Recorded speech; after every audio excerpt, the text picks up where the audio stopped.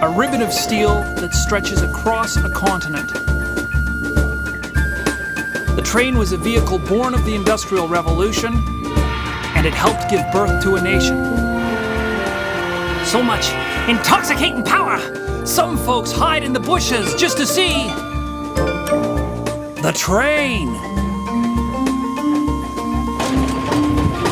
Trains are cool, but up front, that's a locomotive, man, and that's where I'm going.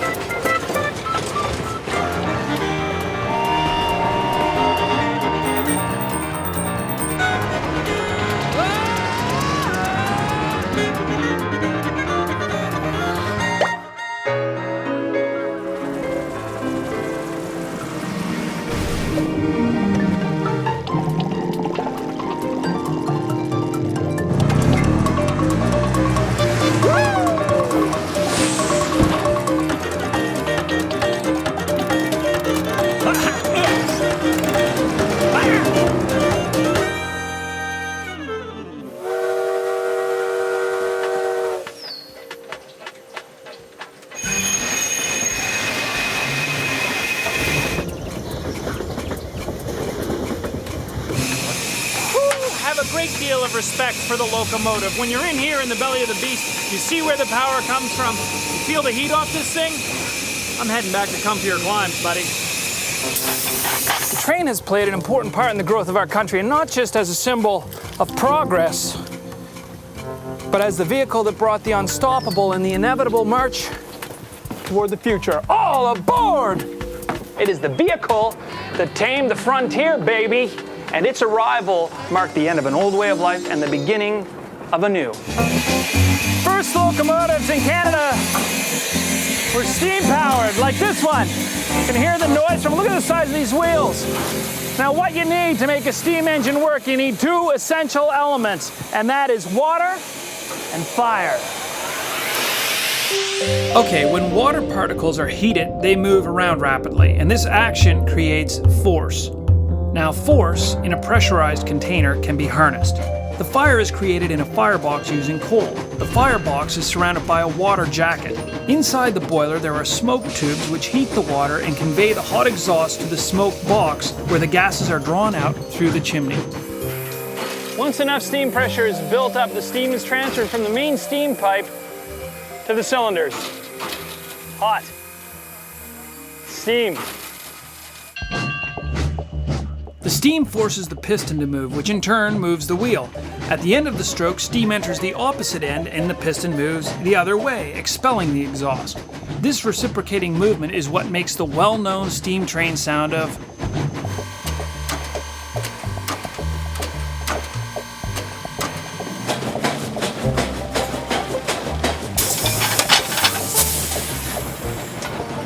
So now we understand basically how the steam engine works. What about the human element needed to run it? Andrew here, the fireman. This is Eric, the engineer.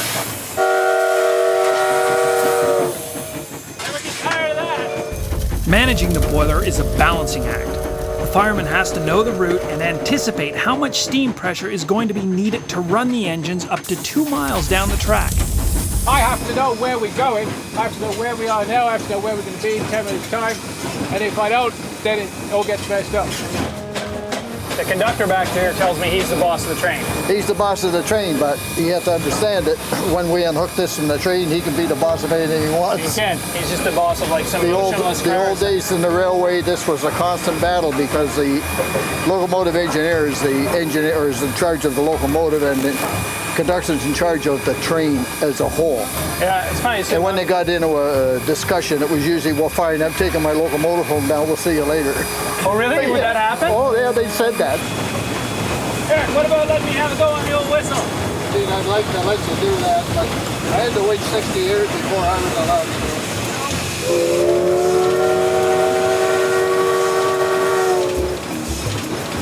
Hey, Andrew, can I give it a shot now? Go ahead, put it up on. Now just go like a madman, Just huh? put it in the middle.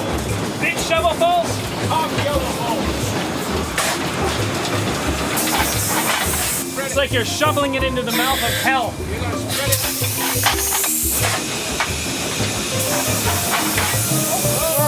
some steam here. Sit up. I won't overdo it. I see now why you wear the goggles.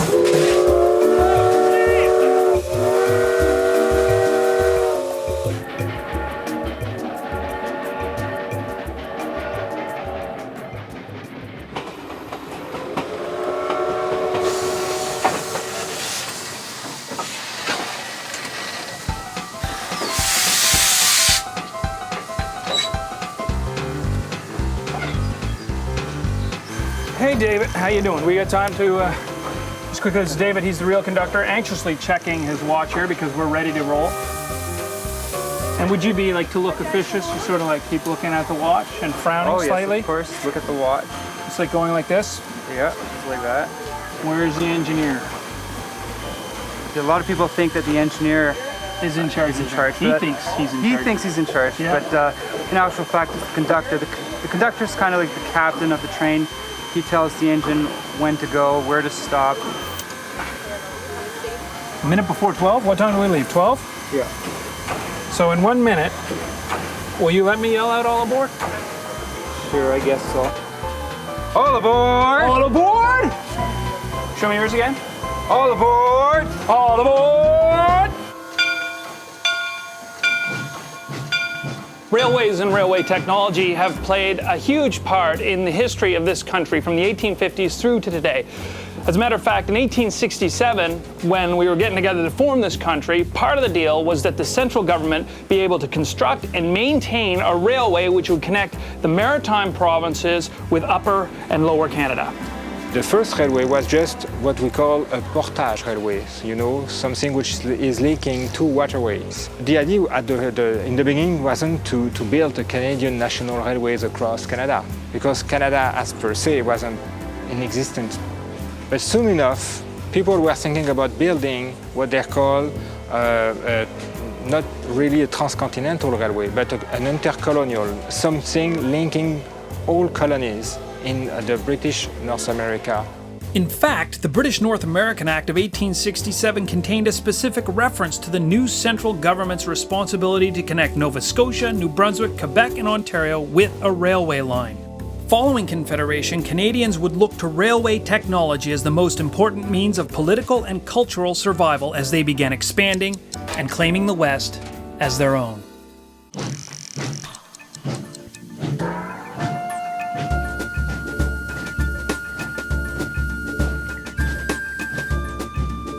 People have always been fascinated by trains. Some of them are fascinated by small trains, miniature trains. Hello, dispatch. Yes, John. I got it. Wait a minute. I think I had you on the wrong setting. Sorry, John.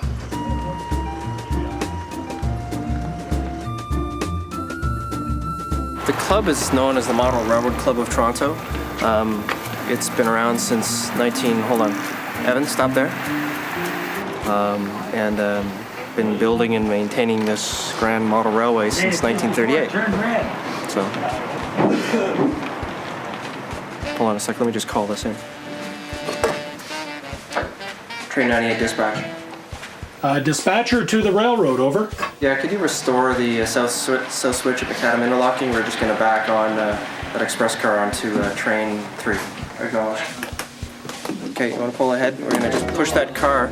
Actually, it's something I grew up with as a kid, as do most little boys and girls. Kids have always connected with trains in one form or another because it was something that's been handed down from generation to generation. So, brake test. We did our brake test. Perfect. When people play chess or play soccer, you know, this is just one gigantic board game. For some people, it's something that never quite goes away.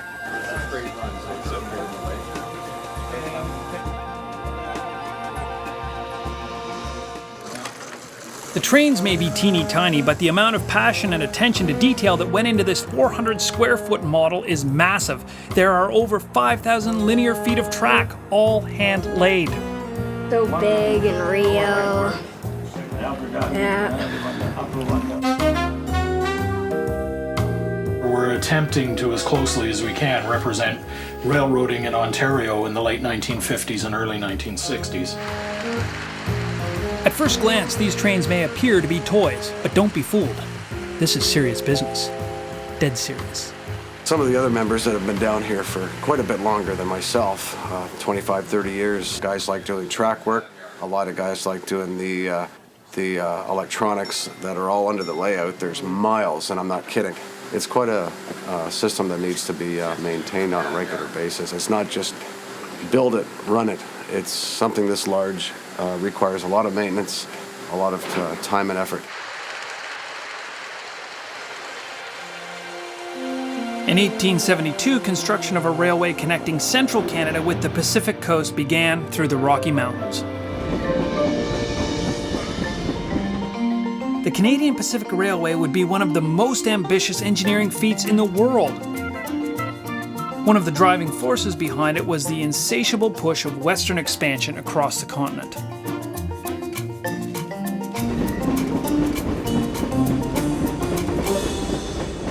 Today, the Rocky Mountaineer attracts tourists from all over the world to ride the rails of the CPR. It was William Van Horn who said, if we can't export the scenery, we'll import the tourists. Now, in the early days of the railway, Canmore was the stopping area for the steam locomotives. This is where they would refuel with coal and water.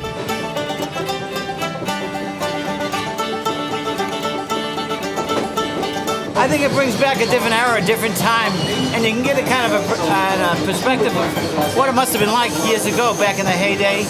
And people seem to talk more. My entire life is defined by time. I bill in blocks of times. My days, weeks, and months are in time. This is a break from that mold. This is an opportunity to go back in time.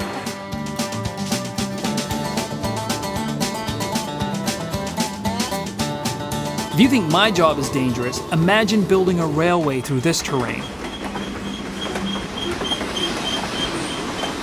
For construction methods, most of the CPR was constructed totally by hand. Instead of using the blasting methods they have now, they were forced to do a lot of the work by hand, and they didn't have dynamite back then. They used nitroglycerin, which was a very, very volatile substance. And out west, when they were constructing the tunnels and stuff in the mountains, the number of deaths in construction on the railways was almost 1 per mile. The gentleman who was the head engineer building from the west to the east was a man by the name of Andrew Onderdonk.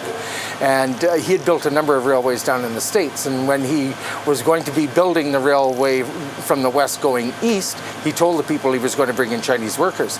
And there was a lot of protest and a lot of bigotry was shown at that point. But then he took them into the canyon and he showed them that he was going to get them to climb down these canyon walls with nitroglycerin and set charges and then have to get back up and into a safe place. Well, as soon as he showed them that, they could have as many Chinese workers as they wanted.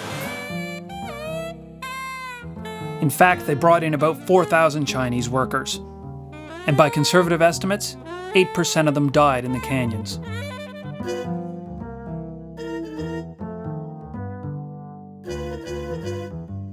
Finally, in 1885, construction was finished and the steam locomotive arrived in all its glory.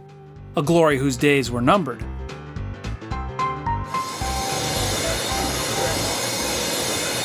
Steam engine was about to be eclipsed by a new monster, the diesel electric. The first diesel electric came on the scene in 1939, and within 18 years, the last steam engine was taken out of commission. The machine that had come to represent progress had been bypassed by progress.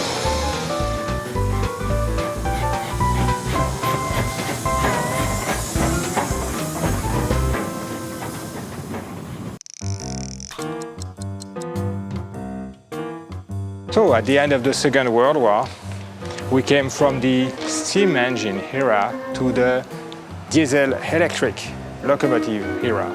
For a lot of people, this is the iconic engine of today. The lifespan of a steam engine is about 100 years. a diesel engine will last for, say, 20 to 40 years. But that's the only defect, if I can say, of a diesel and electric engine.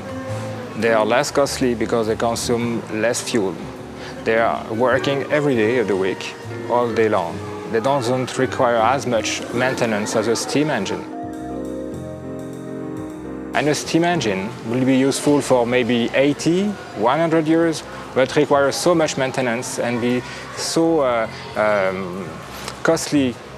Since the late 50s, early beginning of the 60s, we can say that the steam engine era was a thing of the past.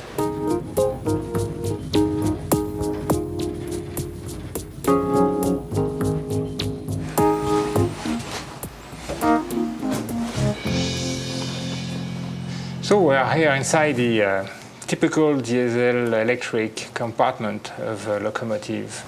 It was built, this locomotive, in 1950. It's a CNR number 9400. It's a 1600 horsepower diesel engine, coupled with a very powerful electric generator. And that's the main part of the engine idea behind that type of locomotive. The huge engine is hooked up to an equally huge generator. It's about 6 feet in diameter and weighs about 8,030 kilograms. At peak power, this generator makes enough electricity to power a neighborhood of about 1,000 houses.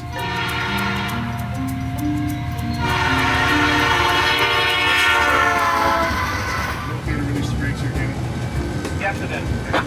Okay, I'm going to charge them up to your hands. Everything's bigger, hauling more and bigger and more powerful. Engines are definitely more efficient.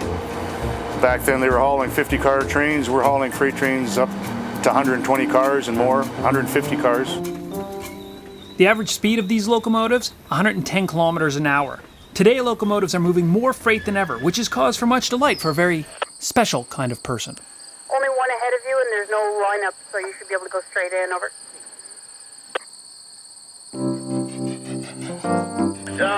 We'd like to follow our rest. Okay, great, thanks.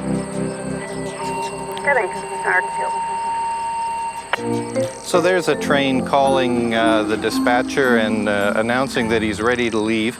He's coming this way, so we should be seeing him in maybe 20-25 minutes. When you're out at the tracks watching trains, you spend a lot of time just doing nothing and enjoying the scenery. It's sort of like golf without all the work. Some people say it's a lot like fishing because sometimes they bite and sometimes there's just nothing happening.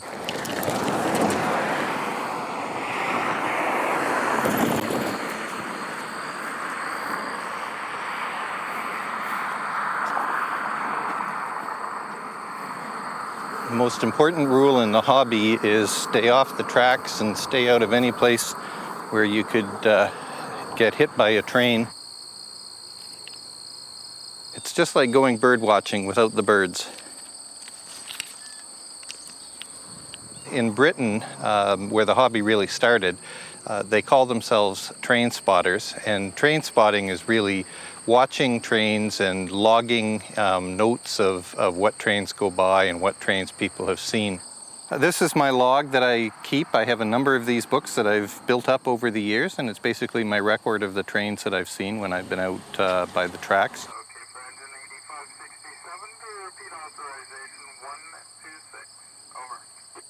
So that's a train dispatcher giving permission to a train to pass a signal and proceed. So I'm going to get set up for this guy. We're lucky out here because I have a ready-made viewing platform to stand on. So I'm just going to stand up here. This train is coming into the sun, which is great because the old rule of photography is keep the sun on the nose.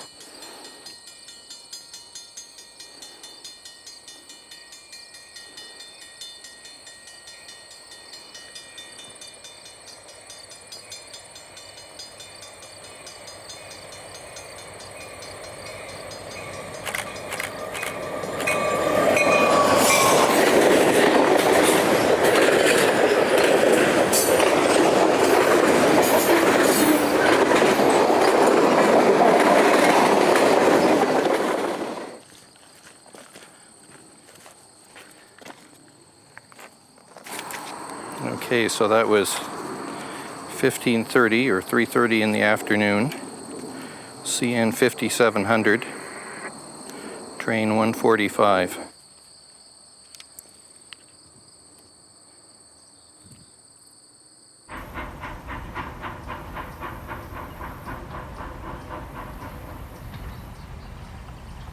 Hard to pee on a moving train. Wow. Oh, hey. Trains made overland travel possible for the masses in much the same way that large sailing and steamships had made ocean travel possible to them. However, with the birth of the automobile and paved roads and the beginning of airline travel, fewer and fewer people were taking the train, which means more legroom for me. Nowadays, train travel has seen a fundamental change in passenger service. By the 1950s, highway construction put the automobile in direct competition with train travel. Car lust was slowly eroding the romance of train passenger travel. But there is still one area in which passenger travel is alive and well: commuter service. Now that is sexy. Rather than drive, it's faster, cheaper, relaxing drive. It's a lot easier coming this way. You don't have to worry about parking, driving. It's so better that way.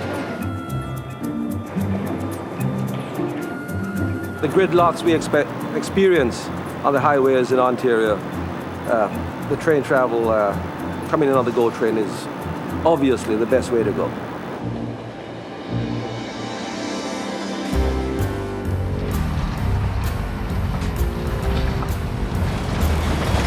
So there you have it. The train nowadays is used to lug around freight and carry people from their little jobs to their snug little suburban homes. Well, not for me, Eric. I like the olden days. I like these big buggers. Sure, the new trains are efficient, right? But they don't have the romance. They don't have the charm of this. This is for me. Eric, I'm gonna blow the whistle. Never mind.